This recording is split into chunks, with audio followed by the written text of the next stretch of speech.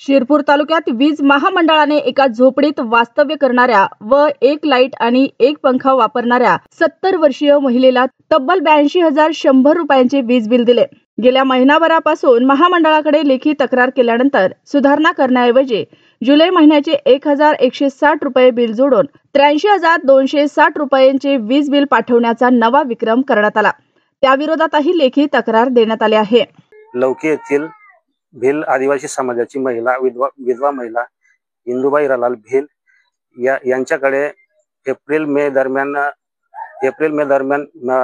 महावितरण कंपनीकडून मीटर घेण्यात आला होता.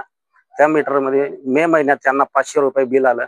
नंतर जून जुलै या महिन्यात त्यांना 80 ते 83 हजार रुपये बिल आला आहे. एक विधवा महिला 200 रुपये मोलमजुरी करून पोट भरून खाणारी महिला ही त्यांच्या घरात फक्त एक 60 वॅटचा बल्ब आणि एक छोटासा फॅन चालतो.